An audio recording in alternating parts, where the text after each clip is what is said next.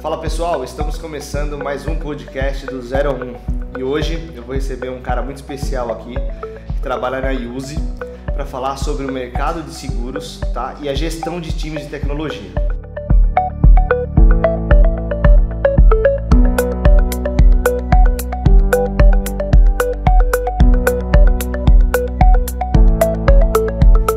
Seja bem-vindo, Taylor.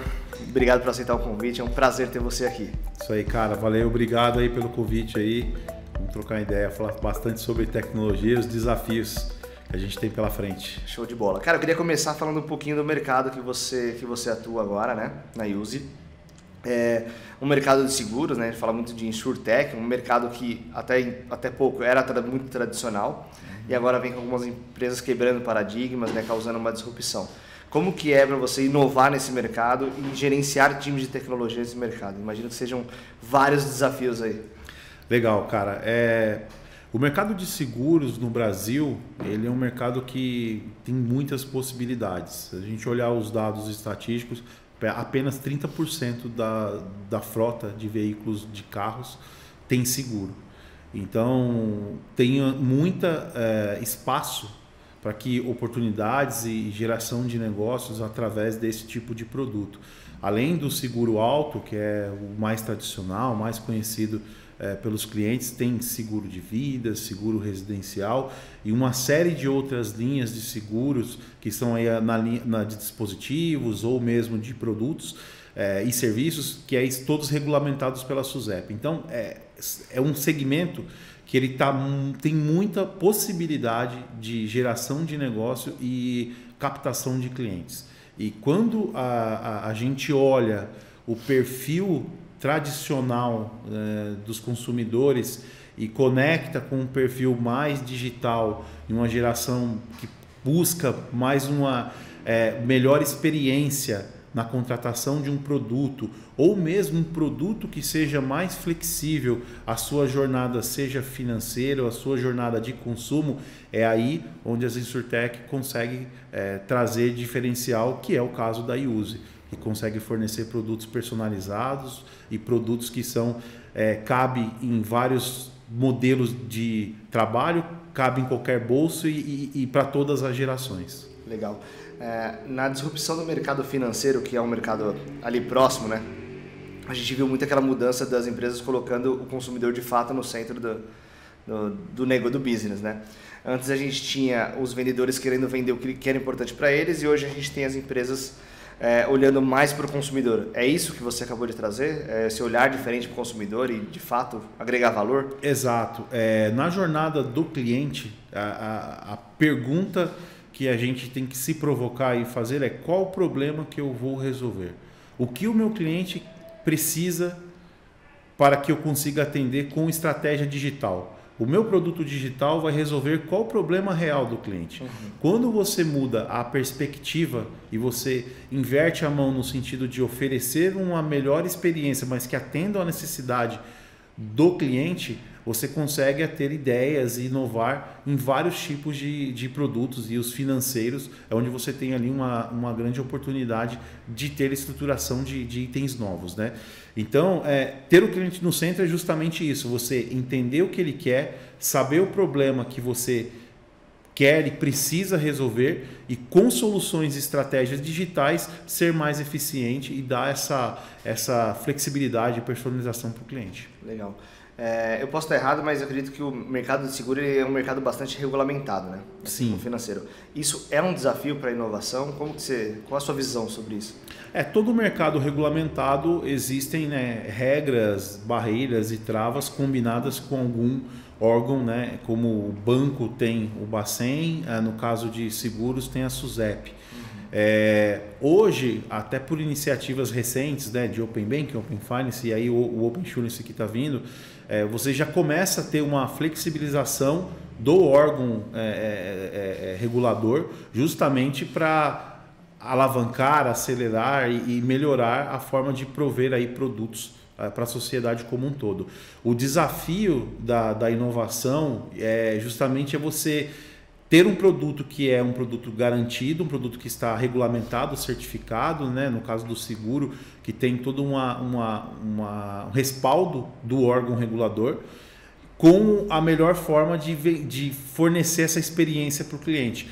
Você tem que atender a experiência do cliente no sentido de entregar algo diferencial, mas você não pode fugir das regras e das todas as normativas que existem aí por trás dos panos, que é o que as empresas de seguro têm que atender. Se você não atender, o seu produto não é válido, o seu produto não é reconhecido. Então é muito importante, independente da empresa, uma empresa que fornece um seguro tem que ter ali, no caso de seguro, estar registrada na SUSEP, seguir ali todas as recomendações e tudo mais. Legal. O Open Insurance que você comentou, é o mesmo conceito do Open Banking? Como que funciona isso? É o mesmo conceito do Open Banking. Ele vai passar aqui por algumas fases, né? Existe aí um calendário previsto que inicia agora em dezembro desse ano, né? Dezembro de 21, e ele tem ali umas fases estipuladas até o próximo ano. Ele já está bebendo da fonte do que o próprio Open Banking, né? O Open Finance trouxe para o Brasil, né? Que o Bacen regulamentou. Então, muitos dos padrões e os conceitos de discussão sobre o Open Data e toda a parte de estruturação de informação, basicamente como que as APIs vão se comportar, já tem um caminho mais trilhado, né, e um caminho mais, uma trilha aberta para que ele comece a fazer negócios, né, que está debaixo da SUSEP, também seguindo na mesma linha. O Open Banking trouxe bastante avanço para a gente aí no último ano, e assim, ajudou muito. E agora a próxima fase de fato, avançar negócios de seguros através de APIs, aí, criação de produtos e tudo mais. Legal, APIs é um tema que você entende bastante, né? Já. Conheço bastante de API. Show de bola. Você acha que hoje o nosso ecossistema, tanto de tecnologia, enfim, de negócio, você acha que a gente já está bastante maduro com o termo APIs? Qual que é a sua visão desse? Olha, a geração mais nova, empresas mais novas, aí, até mesmo do perfil profissional, e se a gente conectar com a cadeia de ensino, né, o que você tem nas faculdades e tudo mais, já faz parte de uma grade de curricular, né, de aprender aí o que é uma API, entender como funciona um serviço exposto na web e tudo mais. Quando eu enxergo a API, eu gosto de falar que a API ela é um ativo da empresa. A API ela transcende o que é o componente técnico. Então, às vezes a gente, o técnico tem a cabeça que é só um serviço que está exposto, mas a API ela vai te dar possibilidades de você ser mais flexível, ser mais ágil para você fazer negócio e também resolver padrões técnicos. Então, se você tem um sistema mais legado, se você tem um desafio de modernização, uma estratégia de API First para você começar a pensar em um desacoplamento e alavancar a estratégia de modernização, é um baita recurso. E olhando de dentro para fora, é super importante a empresa ter esse mindset de conhecer a API, ter uns padrões, documentação e começar a fazer de dentro, depois de parceiras e aí para frente pública, né?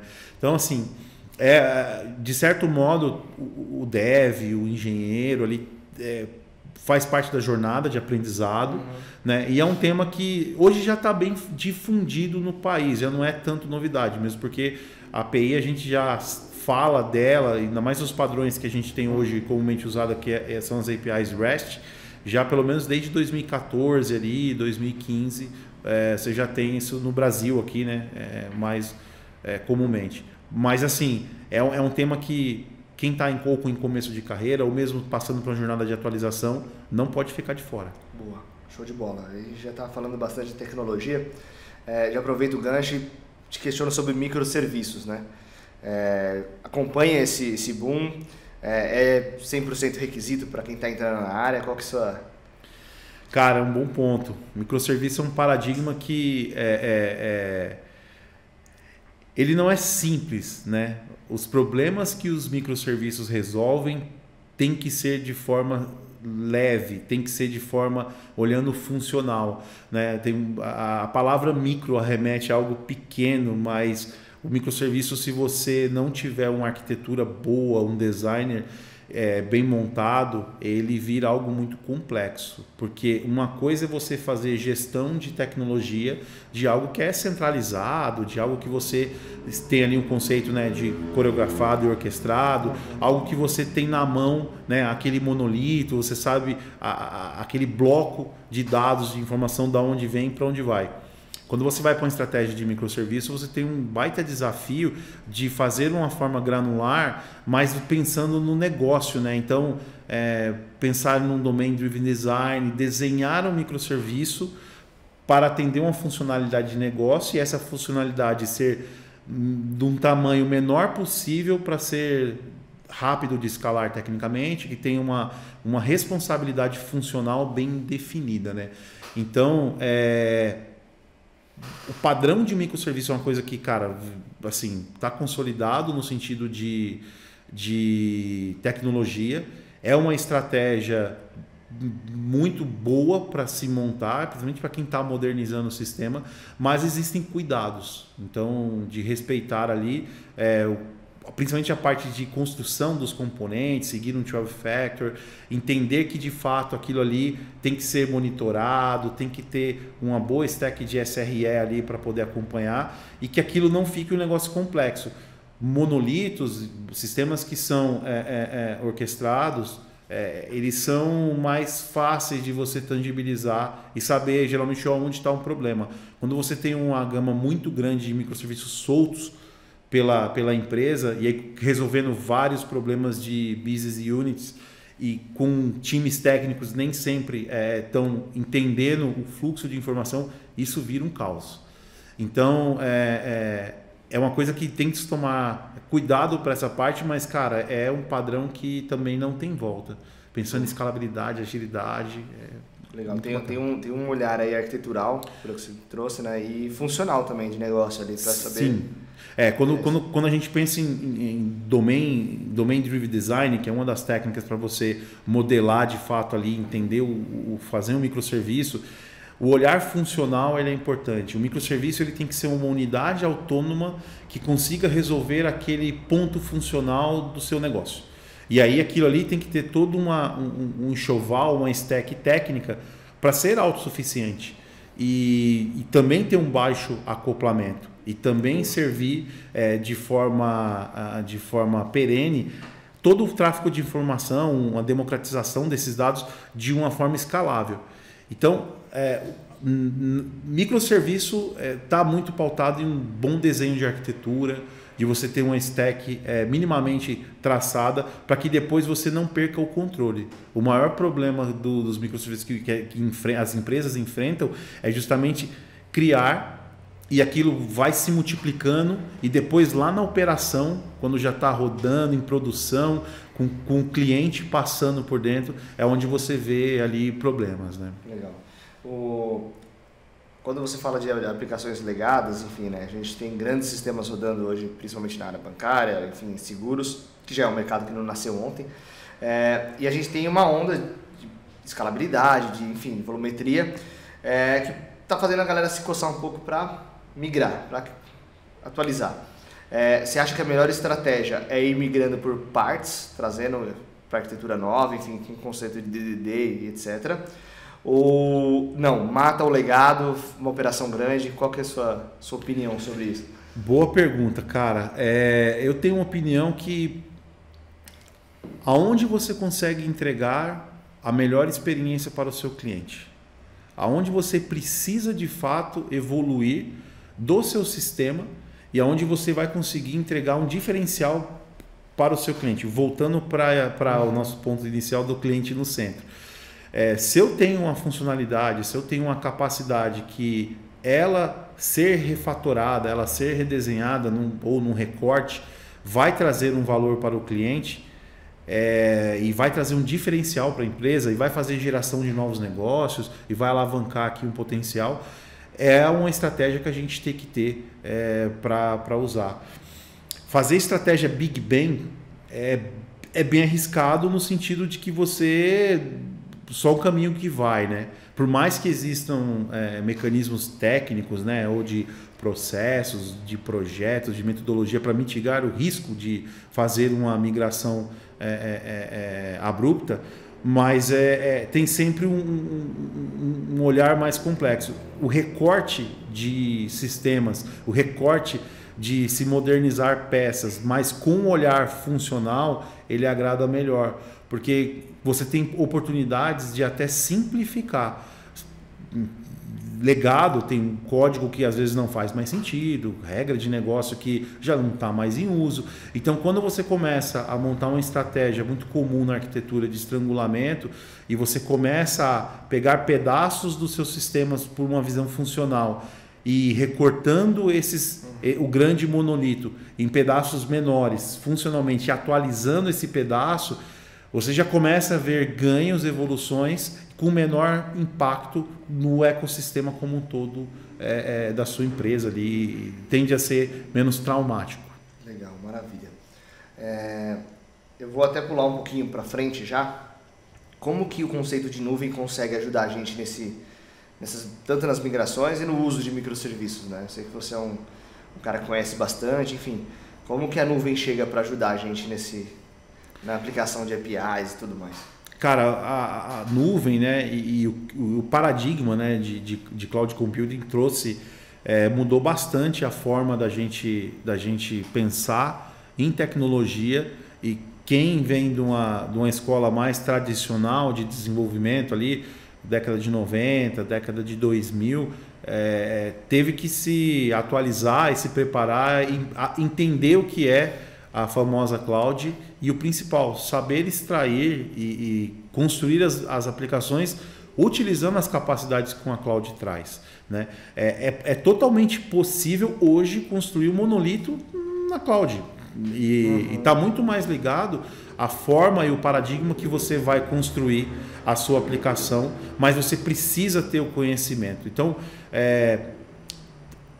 cloud trouxe muita coisa no sentido de uma preocupação menor com infraestrutura física, você tem uma elasticidade maior, um escalonamento melhor da sua infraestrutura, você tem uma visão de custo, né, que você consegue equilibrar, e aí quando custo eu ponho um ponto de atenção, porque independente do cloud provider, você tem que acompanhar, porque risco, né? Porque você pode entrar até num risco de lock-in como um todo, de estar amarrado ali a solução do provider X ou Y, e também o custo financeiro do uso, né? Então você paga pela unidade processada, pela máquina que está no ar. Então, assim, e como é um recurso que teoricamente, entre aspas, é infinito, se você não tiver esse olhar de custo, a sua empresa quebra, e a gente já viu casos aí, às vezes um código errado, um looping dentro da aplicação que gerou faturas que a startup não tinha condições de pagar no final do mês. Então, assim, tudo isso é uma jornada de aprendizado, de que você vai para a cloud e que no modo tradicional você não preocupava tanto. E o principal são os aceleradores, né? Então, todos os provedores têm uma infinidade de produtos na prateleiras, e esses produtos vêm para ajudar a você a acelerar em construir uma aplicação e, de novo, você se preocupar menos com a fundação, né, e se preocupar mais com o desafio de negócio. Então, você vai começar uma aplicação do zero, você já tem lá um modelo de servidor para escalonar, aquela versão X ou Y, você já tem banco de dados, você já vai ter lá um relacional, um não relacional, um banco de dados de documento, um banco de dados de memória. Então você tem uma série de produtos que você combina para resolver o problema do negócio. Então isso foi uma coisa mágica que o advento da cloud trouxe nos últimos aí, vamos contar aqui no Brasil, uns 10 anos mais ou menos, né? Legal. Você falando ali da cloud, do recurso infinito, enfim, nós estamos no mês de novembro, né? Isso me recorda muito a Black Friday, né? Que é um período aí que eu já vi lojas travando, escalando o servidor, e o problema era no código, plataforma, etc. Então, de fato, é um ponto bastante de atenção, como você trouxe.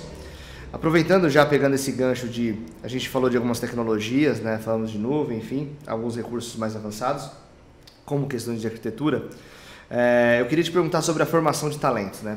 Programadores júniores, enfim, a galera que está começando no mercado ou que saiu do estágio e já está no perfil mais júnior.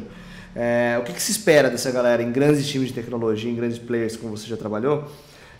O que se espera de um profissional? É um cara que já chega sabendo DDD ou não? É mais crude? Da visão do CTO, como que é isso? Legal. Cara, isso é uma coisa que também mudou bastante nos últimos anos, né? E até conecta com formação acadêmica e algo que sempre foi paradigma e pré-req, né? Em muitas profissões aí. E tecnologia seguiu assim por um bom tempo. E hoje eu digo que o dev é aquele cara que ele vai entregar o melhor dele também de aprendizado e ele consiga experimentar coisas. E aí, flexibilidades e possibilidades de usar uma cloud vai deixar um dev iniciante que tenha vontade de aprender e uma característica que todo dev tem que ter, iniciante, é ser um autodidata, de buscar esse conhecimento, de estar interessado em resolver mais um problema de uma forma diferente. Isso é uma coisa que você tem um stack para treinar, para poder fazer o seu código ali, ajuda muito esse iniciante, né? Então, eu considero bastante importante, se a gente fosse fazer um contraponto aqui com o piloto, né? O piloto ele tem que ter horas de voo mínima para poder, né, receber lá a sua habilitação e conseguir fazer os seus voos. O dev tem que ter horas de código e para isso ele tem que fazer os cursos livres, ele tem que participar de hackathons, ele tem que buscar esse tipo no iniciante para ele poder se desenvolver, gerar um portfólio, ele passar por uma trilha de conhecimento, né? Então ele conhecer um pouco do que é um back-end, do que é um front-end, do conceito de arquitetura, do que é uma API, aprender ali minimamente um banco de dados, enfim. O CRUD, como você falou, isso é básico e isso não morre, porque é algo que uma hora ou outra uma aplicação vai fazer uma requisição, vai gravar no banco de dados e vai recuperar aquela informação do banco de dados. Então, conhecer minimamente isso aí faz parte do enxoval. Uma coisa que mudou também com o advento de cloud é que antes a gente sempre teve o time de infra e o time de dev. E aí, eu não aprendo infra, eu não aprendo telecom, eu não aprendo network, porque não preciso. E quando você vai para uma abordagem de cloud, a infra é código, né? Então você está falando de infra as a code. Então, naturalmente, esse júnior, esse iniciante, também vai ter que colocar na sua mochila um conhecimento ali base de sistema operacional, de virtualização, de container. Ele vai ter que se conectar porque a próxima geração que está sendo construído é numa linha muito mais de infraestrutura como código. E entender como funciona isso é fundamental para ele fazer uma boa aplicação. Legal, maravilha. Dentro de um time de tecnologia hoje, como que é a sua visão entre seniors, júniors? Você acha que tem espaço em todos os times? Qual que é o pré-requisito para você contratar um júnior? Como que é isso dentro de um time grande, por exemplo? Cara, tem espaço para contratar, acho que todo mundo tem oportunidade. Eu sou a favor muito de equalização de base de pirâmide, começando com estagiários. Eu acho que a gente tem que dar oportunidade para quem tá começando no mercado, que tem essa vontade de aprender e trabalhar com tecnologia. Esse momento de pandemia assim, mudou bastante até a forma de acompanhar a carreira, né? E tá todo mundo mais presencial. Então perde-se um pouco e tem que ter um cuidado, né? Um cuidado um pouco maior, né? No acompanhamento. O grande segredo quem está começando dentro da empresa, é importante ter ali, né, um parceiro, um padrinho, alguém do lado para poder ajudar a passar a sua experiência, né? Então, o mais velho, ele passa a experiência, tantas experiências boas e as não boas até, porque falar de problemas e falar quantas vezes eu quebrei a cara. Perfeito. é tão importante quanto ensinar o caminho feliz, né? O caminho feliz, qualquer curso que você entrar, você sai do outro lado com o código tutorial, né? Exatamente. Então, assim, é muito importante ter essa mentoria, né? Esse acompanhamento e aí de empresa para empresa, um plano de carreira, né? E de acompanhamento, mas sempre um estagiário, um júnior, ter alguém ali ali do lado para poder ajudar e acompanhar a evolução. O júnior ele tem que entrar dentro do seu estágio de conhecimento e dentro da sua responsabilidade. É claro que é um conhecimento menor e vai fazer ali sempre alguma coisa mais assistida. Então ele tem que já ter uma noção de lógica, já entregar ali um código já minimamente estruturado. Com o passar do tempo ele vai tomando corpo, os seus PRs vão sendo aceitos com mais facilidades, passa por um time de QA com menos bug. Então assim, o júnior vai passar por essa fase e que é natural do começo de carreira, mas minimamente ele tem que entrar já sabendo a lógica de programação, independente da linguagem A, B, C que a empresa trabalha, sabendo como funciona aquela linguagem, entendendo frameworks, partners e tudo mais, para poder já começar a ter esse desenvolvimento inicialmente assistido, né? E aí, à medida que ele vai entregando e fortalecendo o seu conhecimento, é onde ele vai mudando aí os estágios de carreira, né? Legal, maravilha. Esse é um ponto bem importante, essa mudança de estágios. E aí eu aproveito para pegar o gancho contigo. Óbvio que você sabe que o mercado de tecnologia está extremamente aquecido, é difícil para contratar, aquela história toda. Ter time de tecnologia, acho que o desafio só aumenta, né? De times grandes. Como manter essa galera engajada? Do olhar do cara técnico, né? Então a gente tem um olhar muito de RH, né? A gente já sabe disso, mas o olhar de um CTO, o olhar de um diretor de tecnologia, de um líder técnico, como que a gente mantém esse time de tecnologia pensando em diminuir o turnover, né? Porque custa muito caro perder um cara tech hoje. Exato, você tem um custo de formação, depois você tem um custo né? até de retenção antes de uma saída e até depois o recrutamento do novo. E o custo a gente não fala só financeiro, né? Toda a cadeia e o principal que é o tempo, né? E você assim, posterga toda uma jornada de entrega de valor para um cliente porque você não tem recurso e aquilo vai avançando, né?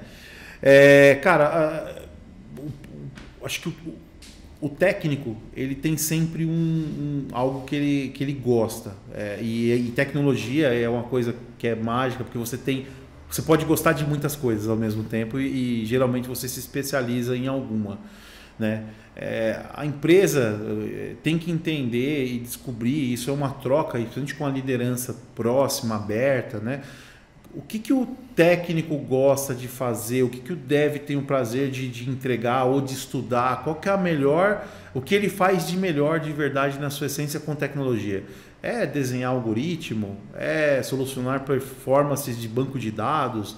É criar dashboards incríveis para ajudar ali uma área ou construir um front-end que seja responsivo, que seja rápido?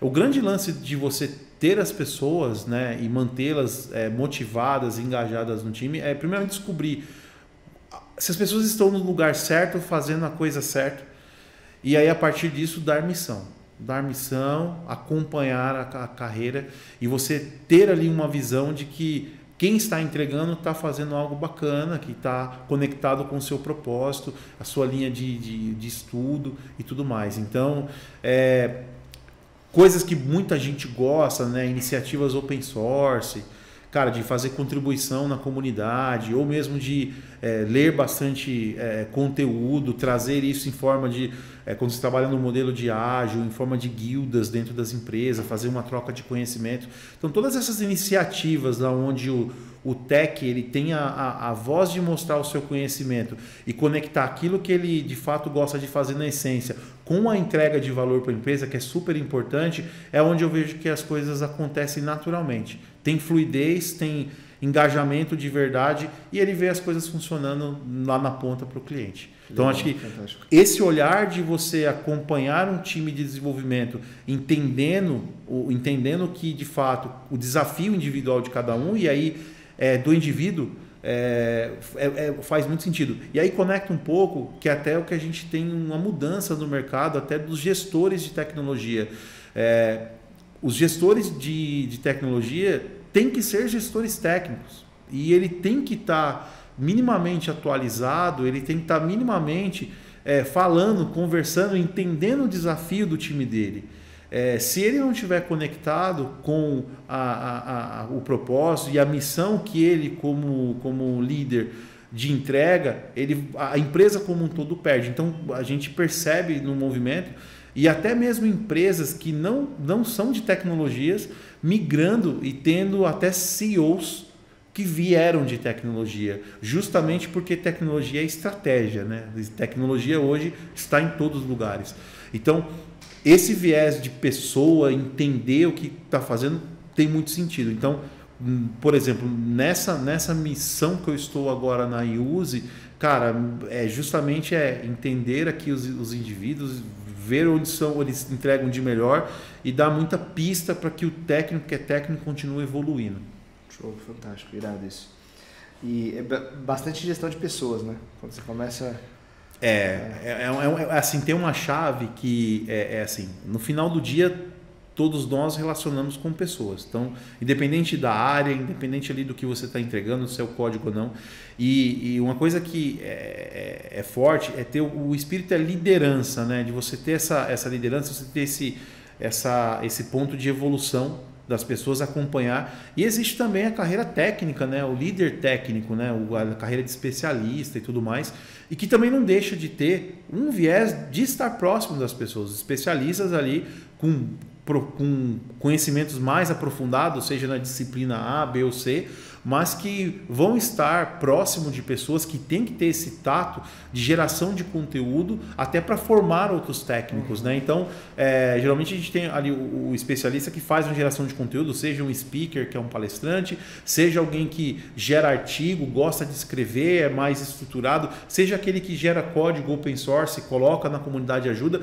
Ele é um técnico com conhecimento aprofundado, mas ele no final ele também tem que ajudar a movimentar pessoas e ele vai ter ali, fazer esse espírito de liderança, né? É o fundamental. Legal. A gente tem um gap também a gente tem um gap na área de tecnologia, de pessoas, de mão de obra e tudo mais. E eu acho que isso também reflete um pouco em liderança. Se já não faltam, vão faltar líderes de tecnologia.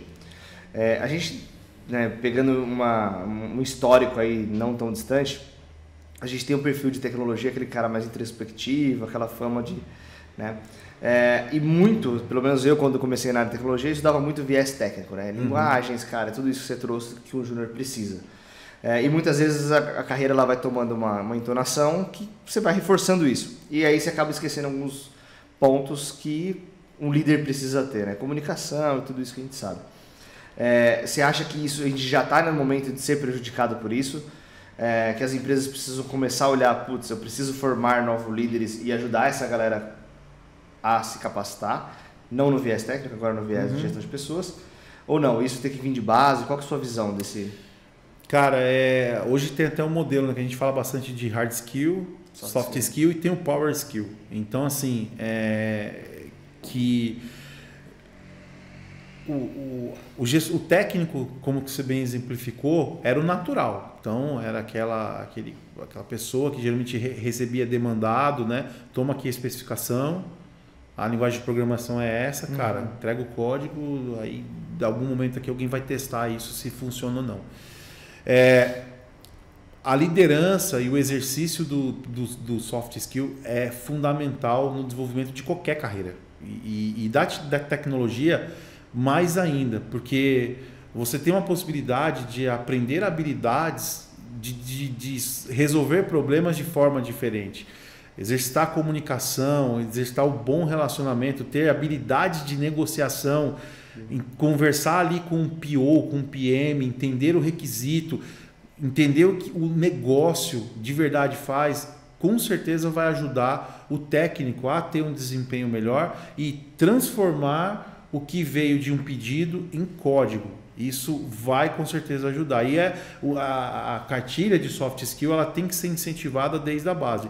Se por carreira aquele profissional quer continuar numa linha de especialidade técnica e não ser um gestor, ou seja, não ser um líder de time, ter pessoas responsáveis, tá tudo certo. E a gente tem que incentivar aqui também que é nobre essa carreira. Mas o profissional moderno, em alta performance, ele é aquele cara que combina. E ele, mesmo aqui, num exemplo de um especialista, ele vai ter que ter habilidade de comunicação, ele vai precisar ter habilidade de negociação. e ele vai ter que manter isso para continuar em alta performance. A questão do aprendizado, do ser autodidata. Para quem quer seguir uma carreira de gestor é até mais dado. Poxa, tem escolas de gestão, existem vários métodos, vários princípios para você estudar, cartilhas, boas práticas para ser um gestor. O que eu sempre falo é que você tem que ser líder. A palavra-chave é essa, né? E liderança não é cargo, liderança é atitude, né? Então, para ser um líder, você tem que ter soft skill, você tem que ter habilidade, você tem que treinar isso. Então, a empresa tem que incentivar e você, como um cara profissional, né? Você não importa o momento, faz bem você aprender soft skill. Quando você comentou o ponto de gestor, de fato a gente passa por gerações, né? Por fase. Então, e eu acredito muito na liderança técnica e no gestor técnico. Tem até um modelo que é o modelo de T, né? Onde você tem ali alguém que conheça, que tenha conhecimentos bem na horizontal, mas tem ali uma linha de aprofundamento na vertical, né? Para poder ter a sua especialidade. O gestor de tecnologia, ele tem que ter as habilidades, ele tem que ter ali a questão de comunicação, de descoberta, mas ele tem que ter o aprofundamento em algum pedaço da tecnologia, até para poder ajudar o time e resolver problemas. Então, assim, soft skill para mim é fundamental no qualquer papel de liderança. Show de bola. Cara, voltando, né, a gente fala muito do gap de mão de obra e tecnologia. A gente tem uma previsão aí de alguns números. Tudo que você busca são números gritantes, né? Um deles é que em 2023 a gente tenhamos 400 mil vagas abertas. E o que mais preocupa nisso tudo é que a gente abre mais vaga do que forma, né? O que você acha que instituições, governo, empresas, todo mundo que de fato se preocupa com isso, que hoje em dia a tecnologia é tudo, como você acha que dá para acelerar isso? Como que a gente pode olhar com viés de formação e precisamos dessa galera para ontem, mais capacitada, e, enfim. Cara, é um desafio e o mercado de tecnologia está mega aquecido, pensando no cenário atual do país. Sabe que mão de obra estrangeira também tá escassa, e aqui a gente tem uma questão nesse momento que a gente está aqui gravando esse cast, né, uma variação cambial absurda, então é muito atrativo o dev ali, enfim, qualquer área, for trabalhar para uma empresa fora, então está bem complicado no sentido de ter essa mão de obra fácil, né? Olhando, de novo, eu acredito muito na formação da base da pirâmide, em dar oportunidade do estagiário, do júnior, e isso a gente vem fazendo na formação. Para isso tem que ter incentivo, né? As empresas têm que ter os programas aí de aceleradores para poder trazer esses iniciantes de carreira, ter uma base, ter um acompanhamento, um programa de estágio, um bootcamp, um programa de trainee como um todo, para trazer essa galera da base. Isso ajuda, né? E até mesmo a culturar com o DNA de cada empresa. Isso também tem um outro ponto. E além desse programa de ter essa linha, esse incentivo de abertura, mais um incentivo de ensino que é super importante, de trilhas de conhecimento, de escola, de jornada de formação, incentivar quem está na empresa a fazer aquele lance do par, de manter essas pessoas engajadas para ajudar a formar. Acho que isso aqui é um ciclo onde a primeira entrada, a porta tem que ser aberta, e quem está na empresa, de alguma forma, recursos humanos, tecnologia e os próprios colegas de trabalho, colaboradores, tem que ajudar a formar e ter mais um parceiro ali. Então, isso é uma coisa que é um ciclo que as instituições têm que incentivar e tem que ter ali minimamente pautado, estruturado para seguir. O gap é muito grande, né? O gap é muito grande. O que acontece agora é justamente uma movimentação muito rápida que os desenvolvedores acabam não ficando nem muito tempo nas empresas, não conseguem às vezes nem concluir projetos.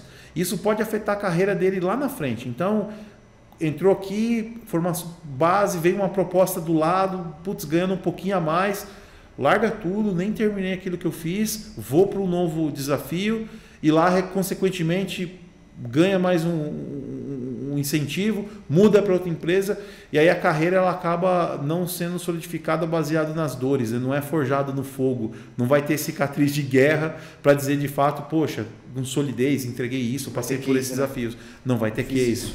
Exato. Então, a formação da base é importante, as empresas têm que ter os programas, têm que incentivar, mas também garantir que quem está dentro da empresa também tem incentivo e consiga ajudar a formar, acompanhar esses que estão chegando. Né? Legal, fantástico, cara. Obrigado pela sua visão, compartilhar essa visão com a gente. Agora a gente já indo para o lado mais técnico aí, antes da gente fechar, eu queria a sua opinião, enfim, sua sugestão aí para quem está iniciando na carreira, ou até quem já está, né, trabalhando ativamente. O que você recomenda aí de linguagens, paradigmas que sejam atuais e depois a gente vai falar mais para frente, aí já pra gente já ficar de olho. Hoje que está bombando, enfim. Cara, assim, tem muita linguagem de programação em alta, tem algumas que saem, né, dos top 10 ali, se a gente falar de C++, C, tá sempre ali no ranking alto, né? Por mais que não é uma linguagem hoje tão comercial, tão comum de utilizar, mas ela tem a sua especificidade, né? E tem uma comunidade gigantesca. O desafio hoje da linguagem é aprender, né? E se desenvolver em algo que entregue velocidade, né? Que seja rápido e que tenha uma comunidade ativa ali de pessoas que vão acompanhar. Então, tem, por exemplo, o básico de construir um front-end, aprender algum framework, algum item que acelere, como o Angular, por exemplo, uma coisa que, cara, hoje é padrão para quem tá começando ou para quem está se atualizando. Jornada de back-end, aprender uma linguagem ali, uma compilada e uma scriptada, seja ali um compilado, um Java, um .NET, uma scriptada como um Node, como um Ruby, Python, enfim, faz parte ali do que está no mercado e você tem ali hoje com bastante empresas que tem esse tipo de linguagem. Conhecimento de banco de dados, né, na parte de conhecimento transacional, não transacional. Então, enfim,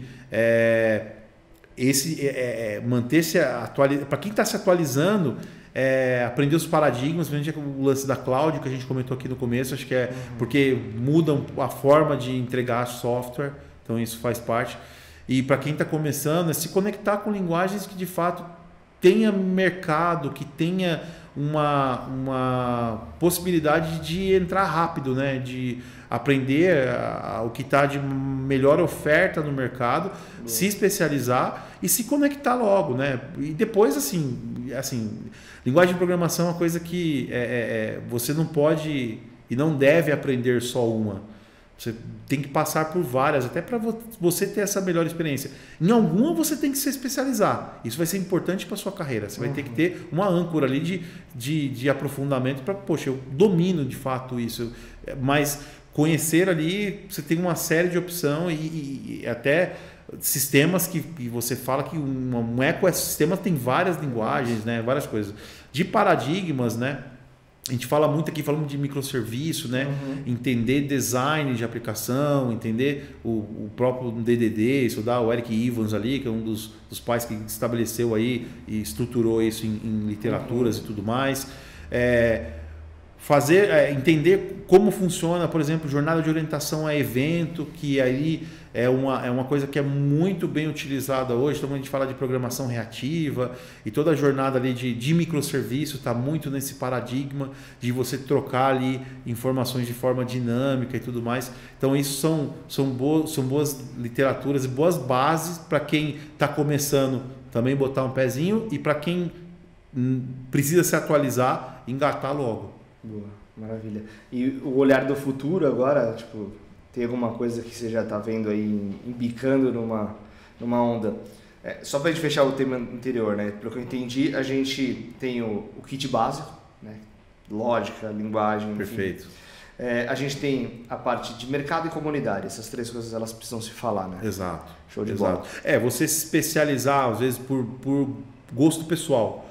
Eu quero aprender ou aprendi a linguagem X.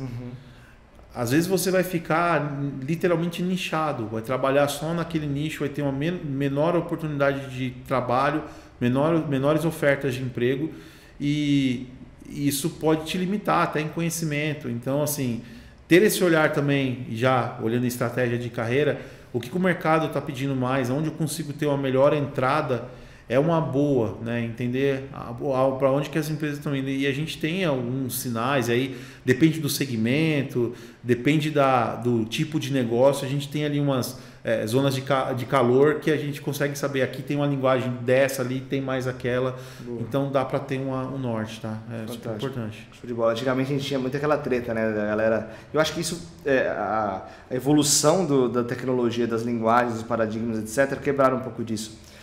Eu era programador .NET no início da carreira e tinha muito aquela coisa, né? PHP, .NET, Java, piriri, pará. Aí, pô, JavaScript, que era uma parada de front, de repente começou a dominar e tal. Aí veio o Cloud, então, ou seja, todas as linguagens você começou a olhar para isso, o que usa, aí, pô, Python com a onda de dados e tudo mais. Ou seja, o cara que defendia com unhas e dentes teve que começar a abrir a cabeça um pouquinho para olhar mais linguagens. E para o futuro? O que você imagina aí? Qual é a dica que você traz para a gente? Cara, o futuro é drivado a dados. Isso é uma coisa que eu acredito muito. E as tecnologias e o que a gente tem que estar mais conectado com esse tipo de entrega vai ser muito importante. Então, é uma coisa que a gente não abordou tanto aqui, mas vale sim aprender uma jornada de machine learning, de bancos não relacionais, de volume de dados grandes. Cara, isso para o futuro, meio que para o futuro nem tanto, tá? Meio que presente, já chegou. A gente já tem isso em várias empresas e vários tipos. Então, uma linguagem que você falou aqui, Python, por exemplo, se conecta muito bem, né, nesse tipo de ecossistema aqui. As pessoas que estão, né, por um lado acadêmico, usava muito linguagem R, né, o R. Então, assim, mas o Python hoje, que é uma linguagem bem versátil, ela está tanto, sei lá, fazendo infra as a code num pipeline de DevOps, mas também está ali para ajudar no modelo matemático e resolver algum tipo de problema. Então, é uma linguagem que tem uma aposta, tem um apelo legal, bem flexível. A visão de dados, quando eu falo para o futuro, é super importante o profissional de tecnologia entender como funciona, porque é um profissional que mais para frente vai ser muito, muito requisitado e vai ter que ter especialidades, né? Porque se a gente pensar, todo comportamento que a gente tem gera dado, só que não virou informação. A gente só vira informação quando eu tenho um agrupamento de dados. E ali, quando eu organizo e quando eu tenho aquele volume, é onde eu vou descobrir comportamento, pensar em eficiência técnica, eficiência financeira, estatística. Cara, o dado teve que virar informação. E aqui tem uma infinidade hoje já de modelos, bancos de dados, linguagem, paradigma, algoritmos, enfim, para resolver. Futuro as pessoas têm que se conectar e de alguma forma olhar isso aqui com um olhar diferenciado, tá? Porque é algo que não acaba. E conhecimento de cloud como um todo hoje, não dá para falar que assim, sei lá, vai nascer uma nova cloud, né? Uma cloud 2.0 aí, que seja totalmente diferente dessa aqui, desses modelos que a gente tem hoje, que são muito parecidos. Não dá para falar hoje, né? É um negócio super novo, né? Se a gente for pensar. Mas é algo que tem que continuar, porque estudo de cloud é uma coisa que você aprende a fundação, entende o básico, mas é muito dinâmico. A quantidade de ferramentas e produtos que os providers colocam, e quanto mais você aprende e você entende como funciona, mais produtivo você vai ser para a sua empresa, você vai entregar com mais velocidade, qualidade, tende a ser assim, e você consegue. Então, estar atualizado para o futuro, o que tem dentro dos providers é uma boa também. Tá? Legal. Eu costumo falar que o full stack não é só o cara que manja de back e front. Se ele não tiver essa perna do DevOps, da infra, né? Exato. Exatamente. Não é realmente completo. Cara, foi uma aula falar contigo. Show de bola. Obrigadão por aceitar o convite e compartilhar todo esse conhecimento fantástico. Desejo muito sucesso aí para 2022 para você, no seu novo desafio e tudo mais. Brigadão. E é isso, cara. Tamo junto. Obrigado pelo convite, cara. Parabéns aí pelo cash, cara, pela estrutura, cara. Torcendo para esse projeto continuar decolando. Show de bola. Obrigado. Valeu. Cara. Valeu, galera. Um abraço. Valeu, um abraço.